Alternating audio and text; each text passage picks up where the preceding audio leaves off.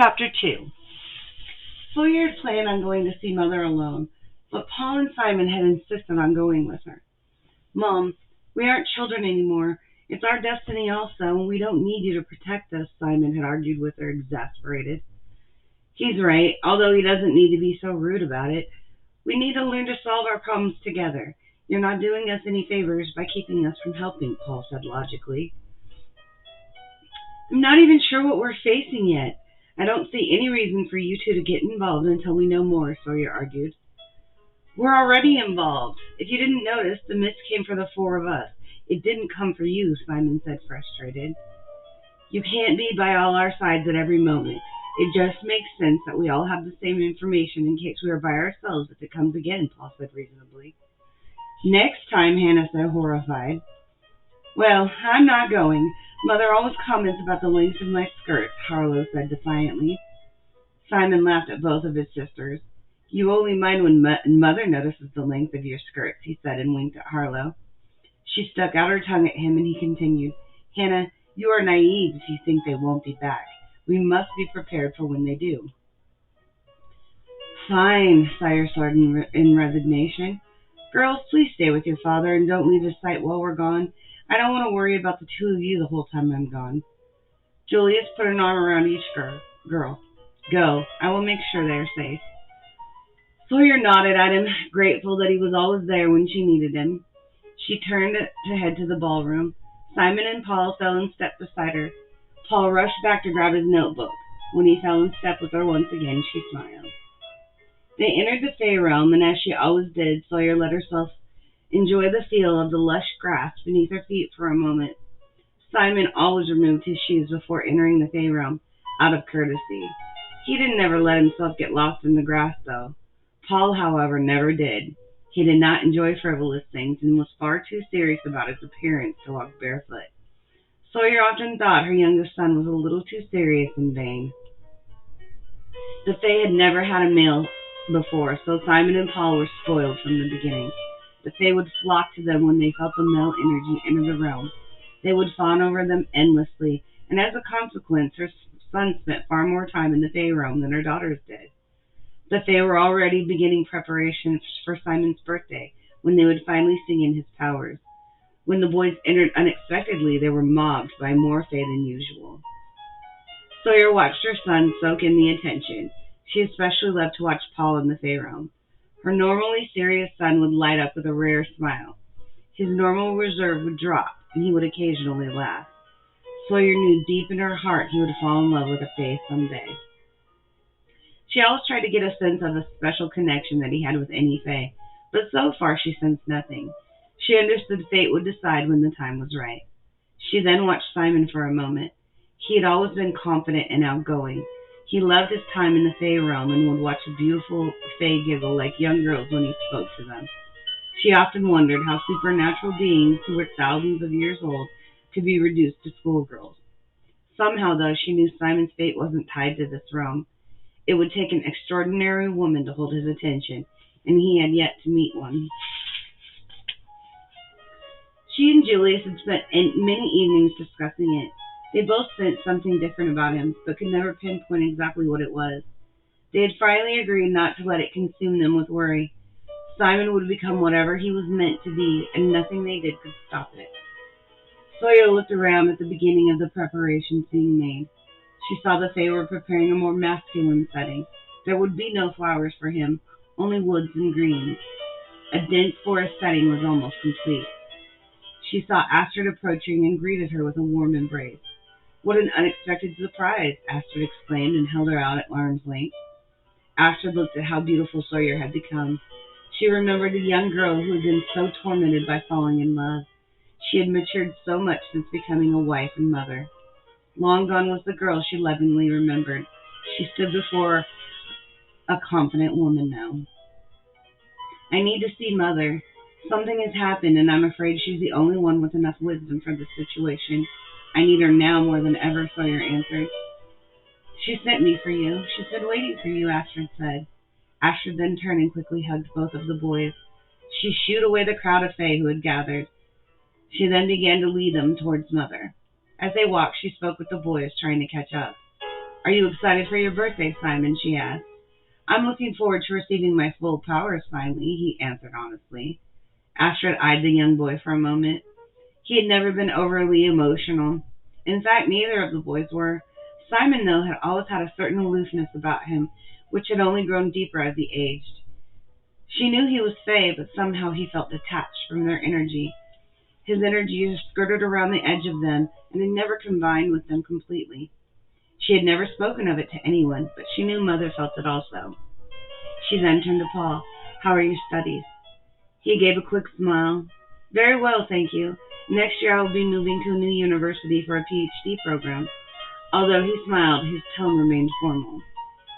They came upon the giant tree where Mother sat patiently waiting. Her long white hair hung over her left shoulder and curled into her lap.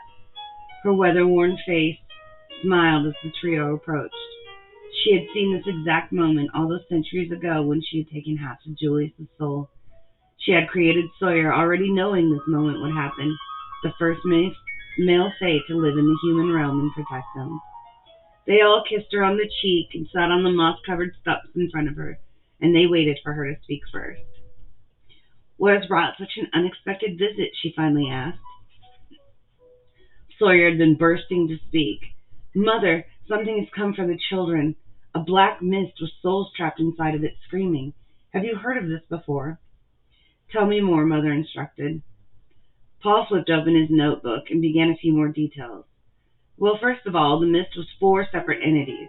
They came for us at the exact same moment, so we assumed it was a strategic attack. A hypothesis is that our mom couldn't get to all of us at the same time. Simon nodded in agreement. Excellent thought. It could have been testing her powers, or even ours. I agree. It wasn't attacking any of us, so it could have been just trying to gauge strength and weakness, Paul said, starting to jot down new notes. We need to find out if anyone used their powers or if we all just left, Simon said, and Paul jotted down the question for later. What else? Mother asked patiently. Mine was screaming, and the girls said theirs was also. It should be mentioned that while we all heard it, none of my father's family could, Paul said, reading from his notes. I heard one word that was being screamed over and over, but I didn't recognize it, Simon confessed. Fascinating. What was it? Asked Paul. Arrhenius. I don't know what it means or what language it is, though, Simon said. Sawyer, how did you know all of your children were in danger? Asked Mother. I just felt it. It came over me in a rush. The sound of all the souls screaming in my head and my children flashed before my eyes. I just sensed they were coming for my children, she said, unable to describe her intuition or the horror of it all. Did you see anything when they were screaming in your head? Asked Mother knowingly. Yes, now that you mention it, I saw a young woman, but not like any other woman I have seen. She looked ancient, Mother, but not like you. I don't know how to explain it, she said, shaking her head, trying to get the memory to become clearer. Mother nodded. I have seen this woman, but she escapes my memory also. It's unusual because I remember everything from the moment of my creation to now. Yet she remains vague, as if her name has been lost to time. Every time I try to focus on her, the memory becomes less clear. Mother lost herself for a moment, trying to recall the memory of the young woman. She finally shook herself out of it and continued. Arrhenius are better known as the Three Furies. I don't know what they could have to do with it, though. They've been banished to this realm for centuries and may not enter again into the human realm. We shall go find them and find out, Mother said, making the decision. You mean the Furies are in the Fae realm? Asked Paul excitedly. What are the Furies? Asked Simon. The Furies are 3 Fae who turned dark because of the atrocities they endured at the hands of man. The tale of the Furies was that they were birthed by Gaia herself.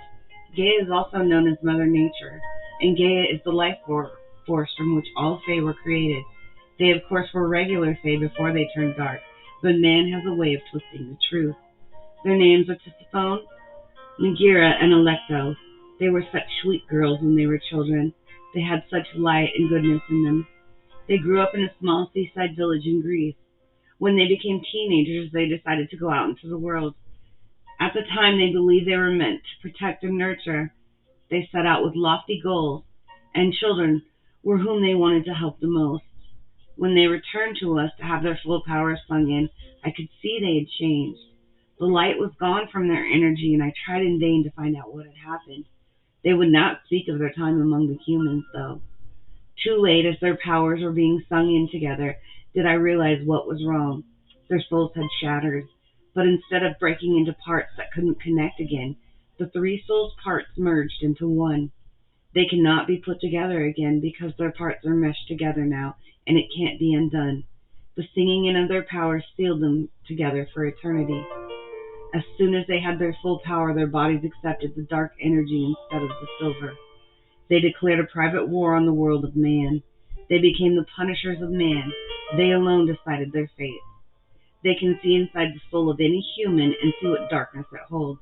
Murderers, thieves, rapists, and even the corrupt who hold power were not safe from them. No one was immune to the fury of their judgment. With every punishment, the darkness in them grew stronger, and their powers became unstoppable. They can induce madness by simply looking into someone's eyes, a terrible madness that would make men claw their own eyes out to make it stop. They became the stuff of legend and folklore.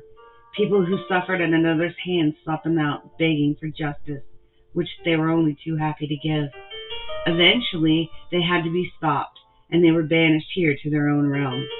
They live on the outer edge of it, and only come when it is time to sing in powers, as is their duty. They otherwise keep to themselves and are never seen, Mother told Simon. How did you stop them, Mother, if they had become so powerful? Asked Paul. Mother's eyebrows furrowed as she tried to remember. I don't know, Paul. I can't remember, she answered, puzzled. Maybe they can remember. We must go with you to speak to them, Paul said. I don't think that's a good idea, Paul. They're dark fae, and time has not changed that. They can still be dangerous, even in the Fae realm, Mother said. If what we face has anything to do with dark fae or these furies, then we must go with you. How can we face this challenge in the human realm if we can't even face it here? Asked Simon. Regretfully, I have to agree with them, Mother. You are the strongest fae in this realm, and if we are not safe here with you, then we will not be safe anywhere, Sawyer said. Mother looked at the trio for a long time, trying to decide. Finally, she sighed. Very well, but stay by my side at all times. The Furies are dangerous, and even in this realm they have complete power. As she stood up, Paul rushed to her side to help her. She smiled as he offered his arm for her to steady herself on as she walked. She looked old and feeble, but the truth was her body was just as strong as the day she had been created. She had let herself age throughout the centuries when she noticed her daughter starting to age. She appreciated his manners, though, and linked arms through his. She waved a door into existence, and everyone stared at it in awe for a moment. They knew that each person's door looked different, but had never seen anything like Mother's. It was made entirely of wood, and the intricate designs of the universe were carved into it. It was the most beautiful door they had ever seen. They stepped through and were on a seashore. A dark storm raged all around them, causing the waves to crash above the stone wall. Mother waved her hand, and the storm abated. The dark clouds began to dissipate, and the ocean waves calmed. I've never seen a storm in the Fae realm before, Sawyer said, shocked by it. It doesn't, but here on the edge, the furies like a storm to always be raging. It matches their mood, Mother explained. In front of them was a large stone house. The darkness of the storm would have rendered the house itself nearly impossible to see. As they began to approach, the door opened, and three of the most beautiful Fae Sawyer had ever seen came out. They stood side by side, and Sawyer looked at them individually. In the middle stood a beauty with black raven hair. On her left stood a woman with hair as white as Harlow's, and to the right stood a woman with flaming red hair. All were beautiful, but none of their features were the same. They wore matching black dresses that were split up both sides to their hips and cut very low in front. Around their necks they wore a solid gold necklace, which was linked in the front by a chain to the gold belts around their waists. Why have you disturbed us, Mother? Asked the raven-haired one in a less than friendly tone. We come seeking answers, Mother answered in a stern tone. We have no answers, said the redhead. I haven't asked a question yet, Mother said irritably. We have no answers for any question you wish to ask, said the white-haired one. Would you care to hear the questions before you continue to answer, or would you continue to test my patience? I assure you my patience is thin on this day, Mother said threateningly. They all stared at Mother for a moment, as if trying to decide. Finally, the raven-haired one said, "Come inside, then. The weather has turned dreadful. Be quick in your questioning, though, Mother." Sawyer could feel the rage inside of these Fae the same way she could feel the love in all of the other Fae of the realm. She had never come across any human or Fae who kept this much hatred inside of them. She shuddered at the feel of it. She knew then, when she used the dark energy, it was hard to control and threatened to consume her every time. She could feel that these three had given themselves over to it a long time ago and reveled in the dark power. As they entered the house, they could see all of the furnishings were black and void of any sort of decoration. An enormous stone fireplace covered one wall, and even though a fire raged in it, the house was still dank with the cold that the sea could bring. The dark Fae seated themselves at a long table, and while Mother sat next to the redhead, Paul rushed to seat himself next to the blonde. Sawyer and Simon sat across from them uncomfortably. Sawyer was concerned with how close Paul was to them, but he had already opened his notebook. Paul's constant quest for knowledge sometimes left him blind to danger, so she scooted her chair a little closer to him. She saw the look of understanding cross the blonde's face, and she too scooted a little closer to Paul. Sawyer maintained the furious stare, knowing it was a challenge. Finally, the blonde gave a smirk and looked away towards Mother. She knew Mother would protect her children as fiercely as Sawyer would. She also realized she and Mother were the strongest they ever created, so she let herself relax alone. "Why have you come, Mother?" they all asked simultaneously. "Let me make our introductions before we begin," Mother said sternly.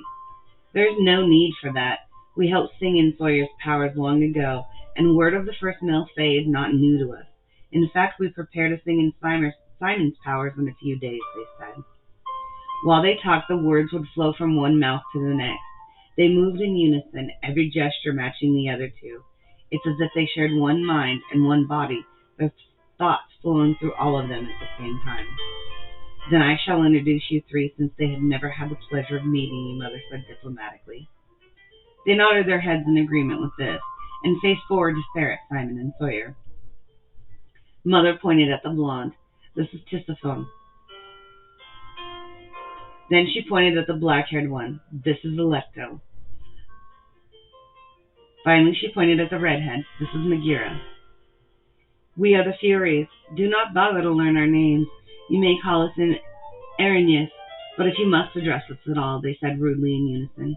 Before Mother could continue, Paul interrupted enthusiastically. "What an honor to meet the three of you," he exclaimed. They slowly turned their heads to stare at the brazen young man. Their eyes lowered to his notebooks and saw their names and descriptions already written in it. "Why do you call it honor, young Fae? Surely you must know we are dark Fae," they asked curiously. "It is an honor because you are the most famous Fae in the human realm. They have dedicated your memory to folklore and legend. Famous paintings exist of you three already. They do not come close to capturing how beautiful you really are. Dark Fae or not, you have the most famous story in the history of Fae. I want to hear your story so I can understand the truth of it," he answered. The three of them looked surprised to hear this. Sawyer suspected that since the three of them had gotten banished here, they assumed their names had long been forgotten. "You are a scholar, then?" they asked with curiosity. "Yes, and I would like to hear your accounting of what happened. Too often stories are written only with one perspective," he answered, excited for them to be engaging in conversation with him. "We will share our story gladly with you, young Fae, but first we will hear why Mother has come here today," they said, and turned back to her. "I have come here today because something attacked Sawyer's children," she told them. They shrugged. "Why does this concern us?" they asked. "Because whatever came from my children were screaming your name," Sawyer replied angrily. She did not care for the callousness of their attitude. This made them turn to Paul and ask, "What did you hear, young Fae?" "All I heard was screaming. It was my brother Simon who heard your name being screamed over and over," Paul answered, and pointed at Simon. They turned to look at Simon and instantly shrank back when his eyes met theirs. Sawyer noticed their reaction to her son seemed fearful. She didn't understand, because when they spoke to Paul, they hadn't acted like this. "What did you hear?" they asked Simon timidly. He continued staring at them, because he too had also noticed their reaction to him. Finally he spoke. It kept screaming the word Aranyas at me, as if somehow I needed to find you. Did you hear the screaming also? They asked. At first I did, but then the word became louder than the screaming, Simon answered. Now they turned to Paul again, seemingly more comfortable talking to him. What form did this come to you in? They asked. It looked like a black mist, and as it came closer it moved as a mist would, he answered. Think carefully now.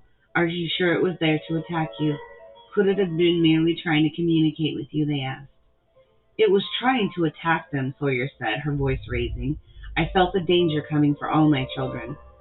The three of them sat back to think for a moment. Do you know what it is? Does it have something to do with the dark energy? Mother asked them. They spoke slowly in response. What it is, we don't know. For that you will need a seer who walks in both worlds. Wyatt spoke to him, only is the secret to be revealed, they answered. What do you mean, a seer from both realms? Asked Mother. What is a seer? Asked Sawyer, confused by their answers. A seer is someone who can tap into the psychic connection of the humans. A seer who walks in both worlds is both male and female. They are the most powerful of all. They answered, annoyed by the questions they thought should be common knowledge. Mother nodded, finally understanding. They are correct. There was a time in the human realm when the person who was both male and female was highly revered. They held positions of power because they possessed abilities most humans did not. They are attuned to the higher energy because they can see both. How do we find a seer who's both male and female? Sawyer asked.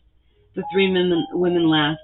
Sawyer, combine your energy with your children and you can find anything you seek. We can do that? Sawyer asked skeptically. You do not use the power given to you to its full extent. Seek the energy of the seer and you will find it. You will be closer to your answer once you know whose soul is trapped, and only the seer can do this, they counseled. What was the secret you spoke of? Asked Simon. That only you can know, they answered cryptically. Thank you, said Mother. Yes, thank you, said Sawyer. May I hear your story now? Asked Paul. The three of them turned to Paul and smiled. Are you sure you wish to hear it, young Fay? Once known, it can never be unknown, they asked. I agree with the furious Paul. It is not an easy story to understand or to hear. I know you want knowledge, but some things are best left forgotten, said Mother. I disagree, Mother. Maybe if the atrocities of man were spoken of more often, they would be hidden less. Hidden secrets do more harm than the truth ever does. If I am meant to protect the human realm, I must understand if that includes protecting them from themselves, he said logically. You are wise for someone so young, they said to him. I hold no claim to that, but I hope to be wise someday, Paul said. Then we shall begin, in the small village of our birth.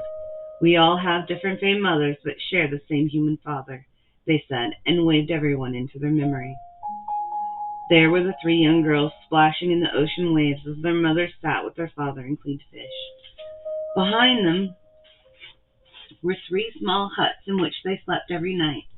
We were young and raised to believe what all Fae believe. Our purpose is to serve man. We were taught the world and all the people were kind. Our village was small and secluded, and war had never touched its shores. As we grew into young women, we felt the pull of seeing the beautiful world. We wanted to go out and do our duty to man.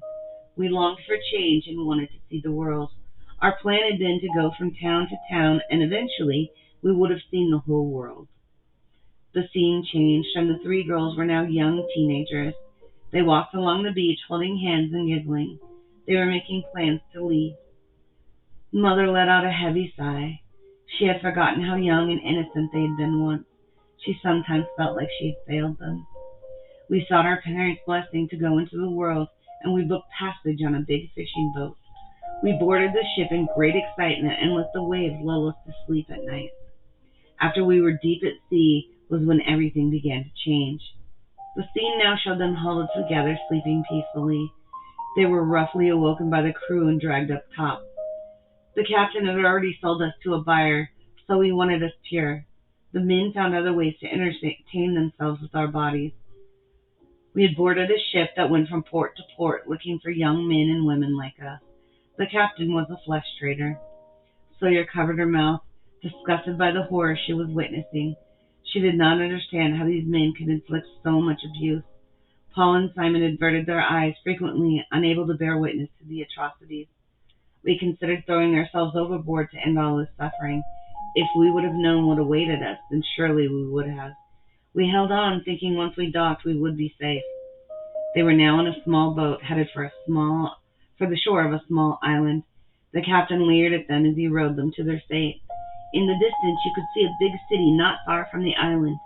It would be an easy enough boat ride to get from the island to the city. We were sold to a man and his wife. We were relieved because surely the woman must be kind and would help us. Once on the island, the woman had us bathed, clothed, and inspected. Our hair was brushed and adorned with jewels.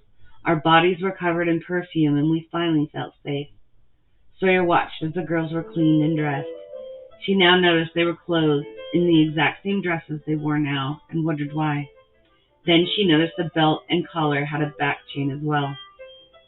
She watched as a lock was attached to it. She finally understood they were enslaved chains. Their dresses could be taken on and off, but the chains would remain at all times. This island we had been brought to was famous among the wealthy. For a price, any desire could be bought here. We three were among hundreds of young boys and girls. At first, we fetched a high price like all the others, but after a while we were too used to be profitable.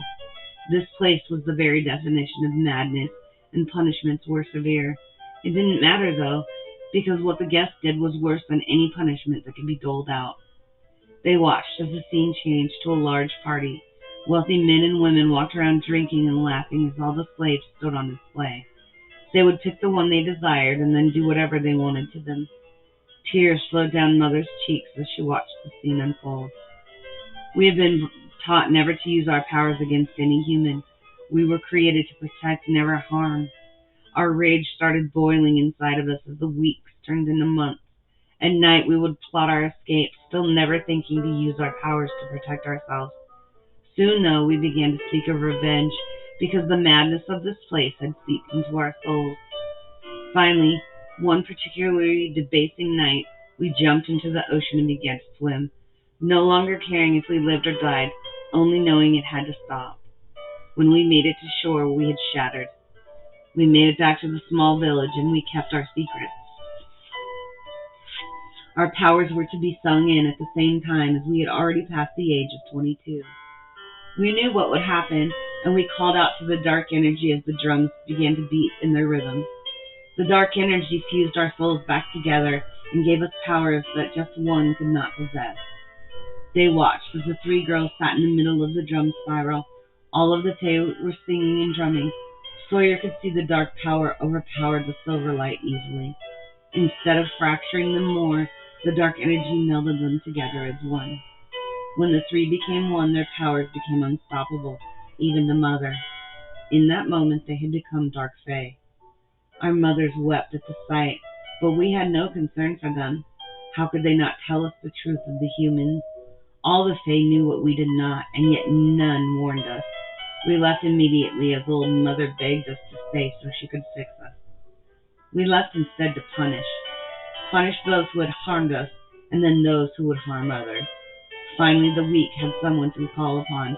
We became justice in an unjust world. We became vengeance, and no money or power could sway us. We could look into a soul and see all the misdeeds. We could see the depravity, and we could make the insanity buzz inside their own head with a single look. They watched as the Furies first revisited the island where they had suffered for so long. They wreaked havoc on the participants, their punishments the same as the abuse these humans had doled out. They watched as the island was sunk into the ocean. The three transformed Fae were as merciless in their punishment as the humans had been. They watched as soon people sought them out for help. Only the guilty men feared them. The people loved them. The people came in droves to them for help, and the Furies always listened and punished man's wrongdoings. Sawyer had thought that they'd spent centuries terrorizing the humans. Instead, she saw they had become the champions of the abused and misused. They didn't seek money for their help. To serve justice was their payment. We brought justice to man for centuries. We righted the wrongs the Furies finished. Why did you stop? Paul asked. It seems to escape our memory, they said in a confused unison. Mother, what happened? Asked Paul, thinking surely she must know. They had to be stopped, she answered. Yes, but how did you do it? Paul asked. I don't recall either, she said. Does it seem funny to any of you that none of you can remember? Paul asked, intrigued. It was so long ago. How can we be expected to remember? The Furies asked, annoyed. Because it was a huge event. You were banished from the human realm. You all seem to think Mother did it. But by your own admission, even Mother wasn't strong enough to stop you. How could she stop you and not remember such an event? He asked. Maybe someone blocked the memory of it, Simon offered an explanation. Who would have such power, though? Asked Sawyer. We can only see the image of a woman, but nothing else. If we concentrate on the memory, it fades quickly, they answered. So the four of you share the same image of this woman as an experience that none of you can remember. Now Simon sees this same woman, and the trapped soul screamed up to Simon to seek you. It seems this woman may be the connection, Paul said, putting the pieces together. If you chase her, you will find nothing, young Faye. Find the seer, and maybe you will find the answers you truly seek. Until then, we pledge ourselves to your protection, they informed Paul. I'm honored at the offer, he said to them. You may not leave the Fae realm. I may not have full remembrance, but this much I do remember, Mother said sternly. We know the consequences of leaving the Fae realm, Mother, but we bind ourselves to his fate nonetheless. Our time has come and gone, but his is just beginning. We will protect him with our lives, they said, not caring if Mother agreed or not. Sawyer could see Mother was still fearful of their answer and wondered what the consequences of the Furies entering the human realm would be. The dark Fae did not seem fearful of whatever would happen to them. Thank you for your time, but we must return now, Sawyer said, standing up. As they stood up and were leaving, Paul turned to them and asked, May I come again to hear more of your story? You are welcome to come to us any time, they said, and Alecto leaned down to whisper something in his ear. Mother waved in her door again, and as she did, the storm began to rage around them once again. They stepped back through just before the rain began. When they returned to the old tree, Mother spoke to Paul.